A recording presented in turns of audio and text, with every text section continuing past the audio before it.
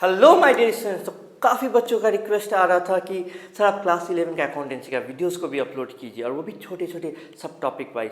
तो आज से ना अपने क्लास 11 का अकाउंटेंसी का वीडियोस अपलोड करने वाले, वो भी छोटे छोटे सब टॉपिक वाइज। ओके, सो इस मोटिवेशन को बनाए रखने के लिए please do like, comment and subscribe the channel. आज अपने जो सीखने वाले हैं ना, that is with respect to accounting का नीड क्या है, उसका कंसेप्ट क्या है, उसका डेफिनेशन क्या है।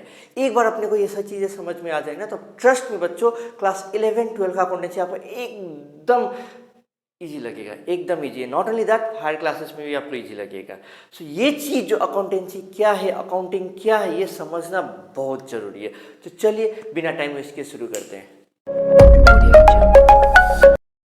देखो बच्चों, अपने पर्सनल लाइफ में आप बहुत सारे फाइनेंशियल ट्रांजैक्शंस एनकाउंटर करते हैं। कुछ पैसा लेते हैं, कुछ पैसा देते हैं, पापा मम्मी आपको पॉकेट मनी देते हैं, या कोई बस बहुत सारे बच्चे तो कमाते भी हैं यहाँ पर। ओके, तो लेन देन तो अपना लाइफ में चल ही रहा है with respect to money.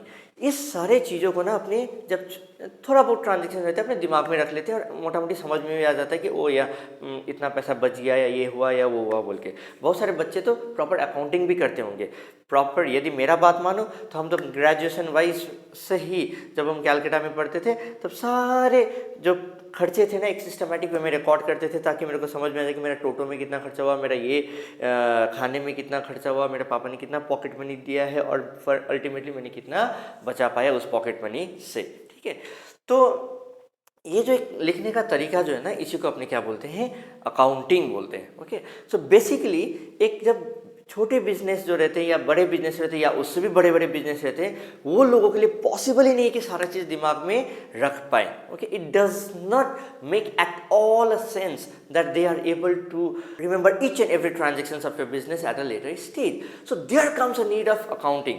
Okay, so accounting क्या करता है, अकाउंटिंग ये सारे बिजनेस ट्रांजेक्शन्स में जो जो बिजनेस ट्रांजेक्शन एक फिनेंशियल कैरेक्टर का जो है, ओके, जिसमें पैसे इन्वॉल्व होते हैं, ओके, उस सारे चीज़ों को एक रिकॉर्डिंग करने का एक तरीका, एक सिस्टमैटिक तरीका बताता है।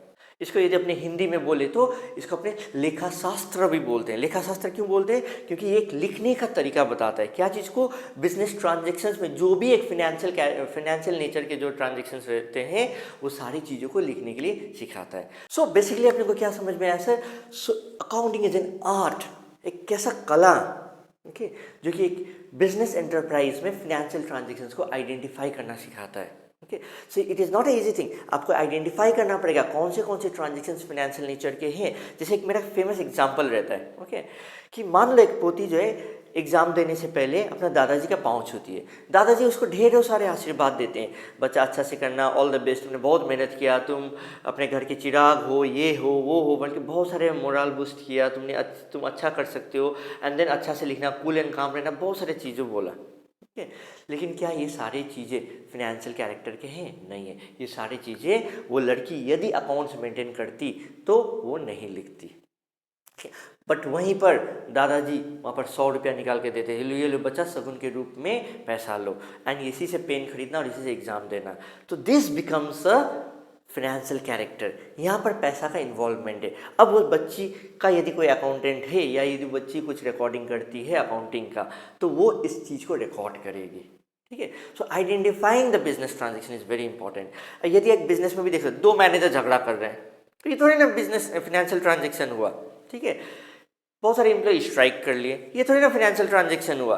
किसी मैनेजर ने रेजिग्नेशन दे दिया, ये थोड़ी ना फिनेंशियल ट्रांजेक्शन हुआ। सबसे पहला चीज़ आपको फिनेंशियल ट्रांजेक्शन्स को आइडेंटिफाई करना है। एक बार आप फिनेंशियल ट्रांजेक्शन्स को आइडेंटिफाई कर लेते हैं, सेकेंड स्टेप आता है measuring it in terms of money. देखो बहुत सारे ट्रांजेक्शन्स जो होते हैं ना, मनी के टर्म्स में रहते हैं फिनेंशियल ट्रांजेक्शन। कभी कभी कुछ फिनेंशियल ट्रांजेक्शन मनी के टर्म्स में ना भी रहे, तो उसको आपको मनी के टर्म्स में मेजर करना पड़ेगा। 11-12 में आपको दिक्कत नहीं होगा, हायर क्लासेस में यस ये सारी चीज़ें भी करने पड़ सकते हैं। Once you have measure it, then you will record it. Recording कैसे करते हैं? डेली बेसिस, क्रोनोलॉजिकल ऑर्डर, एकदम सीक्वेंस में ऑर्डर करते, सीक्वेंस में रिकॉर्डिंग करते जाते हैं, and we say it in journal entries के फॉर्म में रिकॉर्ड करते हैं। जर्नल मतलब क्या? डेली बेसिस में अपने क्रोनोलॉजिकल ऑर्डर में एक एंट्री के फॉर्म में रिकॉर्ड करते जाते हैं। इसी एंट्री को ही अपने को पूरा का पूरा अकाउंटेंसी में सीखना है, कैसे रिकॉर्ड किया जाए। Okay, next, once you have done the recording on a chronological order, on a date wise, on a time wise manner, next comes is the classifying. Classifying मतलब somewhat like a rough copy से fair copy करने की तरह, okay. अलग अलग जो heads है उसके अंदर अंदर आप सारे ट्रांजेक्शन्स को लिख देंगे, सो दैट कि एक पर्टिकुलर हेड में क्या हुआ क्या नहीं हुआ आपको समझ में आए। So this is known as ledger classifying it. एक बार आपने फाइनेंशियल ट्रांजेक्शन को क्लासिफाई कर लिया, then comes a need of summarising it in the form of trading, profit and loss, balance sheet, ये सब चीज़ को बना के आपको समझ में आता है कि यस, ये बिजनेस ट्रांजेक्शन में ये प्रॉफिट है, ये लॉस है, ये फाइनेंशियल पोजीशन है, इतने एसेट्स है, इतने लाइबिलिटीज है, ठीक है। ये सारी चीज़ों को आपको समझ में आता है। And then once you have summarised it, then comes the next step, that is analyse. Accounting वहाँ पर नहीं रुकता है, अकाउंटिंग का और भी काम आते हैं। अकाउंटिंग क्या करता है, एनालाइज करता है। एनालाइज करने के बाद देखता है कि ओ अच्छा किया, खराब किया, ये करना चाहिए था, वो करना चाहिए था। Then comes the interpretation part. देखो सिर्फ एनालाइज करने से नहीं होगा, उसको बताना भी पड़ेगा। जैसे आप एक स्कूल में एग्जाम देते हैं, unit test 1, unit test 2, unit test 3, half yearly, ये सारे एग्जाम देते हैं, एनुअल एग्जाम देने के बाद पीटीएम होता है। पीटीएम होने के बाद टीचर जो एनालाइज किया हो रहता है ना, बच्चा ये किया वो किया, वो सारी चीज़ पेरेंट्स को बताते हैं। मतलब it becomes a very important thing for the organisation, okay, rather for the accountant to communicate that thing to the stakeholders, okay, कि ये हुआ वो हुआ। मतलब कौन कौन स्टेक होल्डर्स, जैसे मैनेजर्स हुए, बोर्ड ऑफ डायरेक्टर्स हुए, ओनर हुए, एम्प्लॉयज़ हुए, सप्लायर्स हुए, गवर्नमेंट हुआ, बैंकर्स हुआ, ओके, कस्टमर्स हुआ, एंड जो शेयर मार्केट में इन्वेस्ट करते हैं, शेयर्स में इन्वेस्ट करते हैं, प्रोस्पेक्टिव इन्वेस्टर्स है जो ऑलरेडी इन्वेस्ट कर चुके हैं, ये सारे को बताना जरूरी है।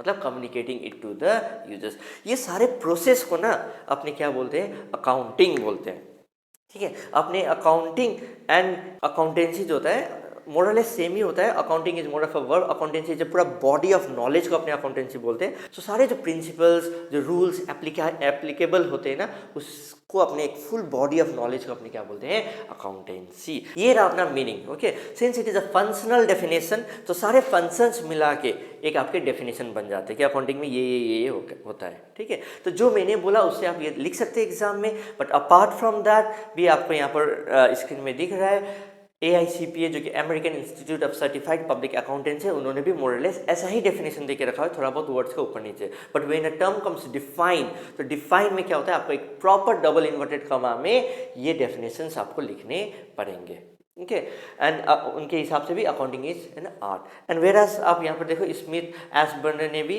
आपका डेफिनेशन दिया है, and they say accounting is more of a science. Yes, accounting is more of a science also, we can say accounting is a science, because यहाँ पर भी एक स्पेशलाइज्ड बॉडी ऑफ नॉलेज है, प्रिंसिपल है, and then उस knowledge को use करके एक प्रोसेस किया जाता है। बट यदि हम लोग कंपेयर करें ना साइंस और आर्ट में, तो शायद थोड़ा सा जो वेटेज या पलड़ा भारी होगा वो आर्ट की तरफ होगा, क्योंकि इट इज़ एवर इवॉल्विंग।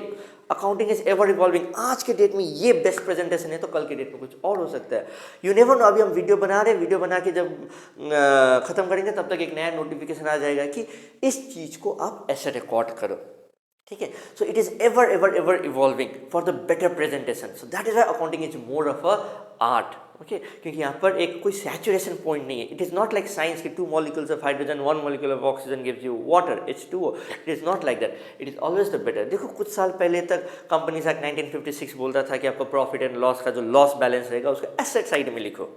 अभी कंपनीज एक्ट 2013 क्या बोलता है, उसको रिजर्व एंड सरप्लस में नेगेटिव बैलेंस में लिखो, ठीक है।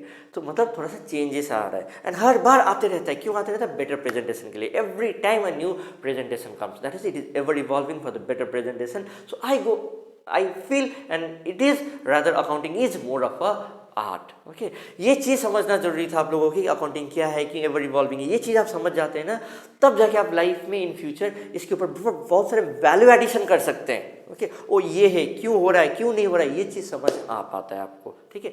तो आई होप आपको ये सारे अकाउंटिंग का मीनिंग समझ में आया, नीड समझ में आया, क्योंकि it is not possible to keep everything in the brain, okay. And एक बिजनेस को at the end of the day ये समझना भी जरूरी है कि उसका क्या प्रॉफिट है, क्या लॉस है, क्या फाइनेंशियल पोजीशन है। ये एक बार समझ पाने के बाद then we also understand what is the definition of accounting, and accounting का कैरेक्टरिस्टिक भी समझ में आए। इसी को यदि तोड़ दें, क्योंकि एक फंक्शनल डेफिनेशन है, तो आपका एक कैरेक्टरिस्टिक्स भी बन जाते हैं अकाउंटिंग का। एंड अपने AICPA का डेफिनेशन भी पकड़े, स्मिथ एस्बर्न का भी डेफिनेशन देखें। AICPA बोलता है इट इज़ एन आर्ट, ये बोलता है it is an science, just दोनों ही करेक्ट है, ओके। बट यस अपने देखें दोनों के बीच में, तो it is more of a art.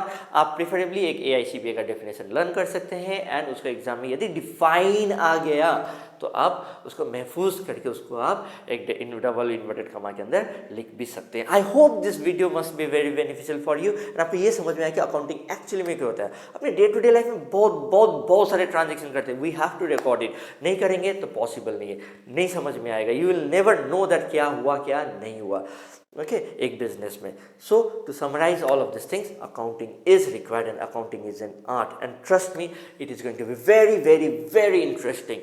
सो आगे से अपने क्लासेस में कुछ थ्योरेटिकल रहेंगे, उसके बाद अपने रिकॉर्डिंग का ये जो तरीका है वो भी सीखने वाले हैं। मेरा कोशिश था कि एक वीडियो को थोड़ा सा कम समय में ही कंप्लीट करें, मैक्सिमम 10 मिनट से ज़्यादा लेंथ नहीं बनाना चाहते हम, okay. And please do like, comment, subscribe the channel. See you soon.